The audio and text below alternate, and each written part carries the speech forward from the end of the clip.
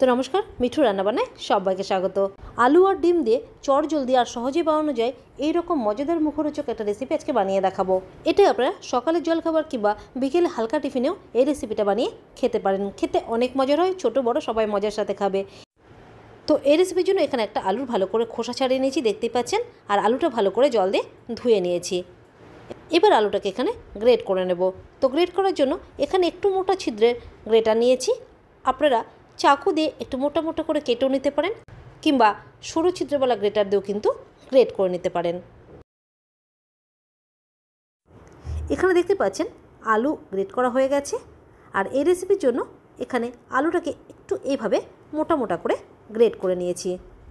Great করার আগে আলু ধুয়ে নিয়েছিলাম, এখন আর আলু ধোয়ার দরকার নেই।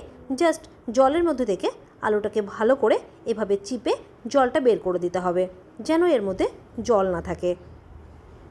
আর এখানে দেখুন আলুর ভেতরে কিন্তু জল নেই, জলটা ভালো করে বের করে দিয়েছি। এবার এর মধ্যে দিয়ে দেব লঙ্কা কুচি। আমি দুটো লঙ্কা এভাবে একদম মিহি করে কুচিয়ে নিয়েছি, মিহি করে কুচিয়ে দেবেন। আর নিয়েছি এখানে একটা মিডিয়াম সাইজের পেঁয়াজ, এভাবে আলুর মতোই পাতলা পাতলা লম্বা লম্বা করে কেটে নিয়েছি। এবার এর মধ্যে হালকা করে একটু মশলা দিয়ে দেবো। মশলার মধ্যে দিয়ে দিলাম সামান্য একটু গোলমরিচের গুঁড়ো। কালারের জন্য হালকা করে এখানটায় দিয়ে দিচ্ছি কাশ্মীরি লাল লঙ্কার গুঁড়ো। আর দেবো এখানটায় স্বাদ মতো লবণ। এর সাথে একটু ধনে পাতা কুচিও দিয়ে দিলাম। আজকের এই রেসিপিটা কিন্তু একদম সিম্পল, সকাল বিকাল যখনই হোক না কেন ঝটপট তৈরি করে নিতে পারবেন। এবার এর মধ্যে দেব ডিম। এখানে আমি দুটো ডিম ভেঙে নিয়েছি। আপনারা এখানে একটা ডিম দিয়ে রেসিপিটা তৈরি করে নিতে পারবেন। এবার বাইন্ডিংয়ের জন্য এর মধ্যে হালকা করে দিয়ে দেব ময়দা। এখানে আমি 2 চামচ ময়দা দিয়ে দিচ্ছি। আপনারা ময়দার বদলে এখানে আটাও দিতে পারেন। এবার সমস্ত উপকরণগুলোকে ভালো করে মিক্স করে নেব, যেন সব কিছু একসাথে ভালোভাবে মিক্স হয়ে যায়। তো একটা চামচের সাহায্যে আমি এখানে মিক্স করে নিচ্ছি।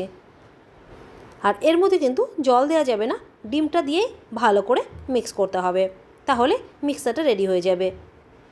তো দেখুন এখানে ভালো করে মিক্স করে নিয়েছি। এবার চলুন রেসিপিটা তৈরি করে নিই। তো এর জন্য এখানে একটা ছোটো ফ্রাইং প্যান গরম করে এর মধ্যে দিয়ে দিলাম 2 চামচ মতো তেল। তেলটা ভালো করে ফ্রাইং প্যানের মধ্যে ছড়িয়ে দিলাম।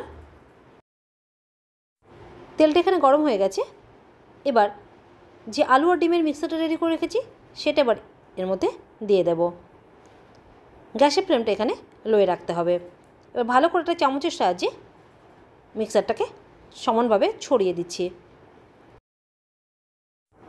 ছড়ানো হয়ে গেলে এবার এর উপর দিয়ে হালকা করে একটু দিয়ে দিচ্ছি চিলি ফ্লেক্স। চিলি ফ্লেক্স দেওয়াটা কিন্তু একদম অপশনাল, আপনারা দিতেও পারেন নাও দিতে পারেন, তবে একটু দিলে ওপর থেকে দেখতে সুন্দর লাগবে। এবার লো ফ্লেমে এটাকে ঢেকে কিছুক্ষণ রেখে দেব। তো আমি এখানে 4-5 মিনিট মতো ঢেকে রেখেছিলাম। আর ওপর থেকে এটা দেখুন অনেকটা শুকিয়ে এসছে, আর নিচ থেকেও কিন্তু এটা হয়ে গেছে। এবার এটাকে উল্টে দেব। তো এটা কিন্তু দেখুন খুব সহজে কিন্তু ফ্রাইং প্যান থেকে উঠে আসছে, তবে এভাবে উল্টাতে গেলে কিন্তু ভেঙে যাবে। এর জন্য এখানে একটা এরকম ধরনের থালা ফ্রাইং প্যানের উপরে রেখে এইভাবে উল্টে দেবেন, তাহলে কিন্তু খুব সহজে দেখবেন উল্টানো যাচ্ছে। আবারও 1 চামচ মতো তেল এর মধ্যে দিয়ে তেলটা ভালো করে গরম করে নিয়েছি। এবার এই সাইডটাও ভেজে নিতে হবে। এবার আবারও এটাকে ঢেকে দেব। ঢেকে দিয়ে লো ফ্লেমে আরও 3-4 মিনিট মতো রেখে দেব, তাহলে কিন্তু আজকের রেসিপিটা রেডি হয়ে যাবে। এবার এটাকে উল্টে দেখাচ্ছি, দেখুন এই সাইড থেকেও কিন্তু নিচ থেকেও এটা হয়ে গেছে, আর আলুগুলো কিন্তু সেদ্ধ হয়ে গেছে। এবার এটাকে একটা প্লেটে তুলে নেব। এই রেসিপিটাকে আপনারা আলু দিয়ে ডিমের অমলেটও বলতে পারেন। খেতে কিন্তু এটা অনেক মজার হয়। হাতে সময় কম থাকলে সকালের জলখাবারে কিন্তু এই রেসিপিটা ঝটপট তৈরি করে নিতে পারবেন। অবশ্যই একবার হলেও বানিয়ে দেখবেন। আর আজকের রেসিপিটি ভালো লাগলে লাইক শেয়ার করে দেবেন। আর চ্যানেলটিকে সাবস্ক্রাইব করা না থাকলে অবশ্যই সাবস্ক্রাইব করে রাখবেন এরকম ধরনের নতুন নতুন সহজ আর মজার ভিডিও পেতে। তো আজকে এই পর্যন্তই। ভালো থাকবেন, সুস্থ থাকবেন। ধন্যবাদ।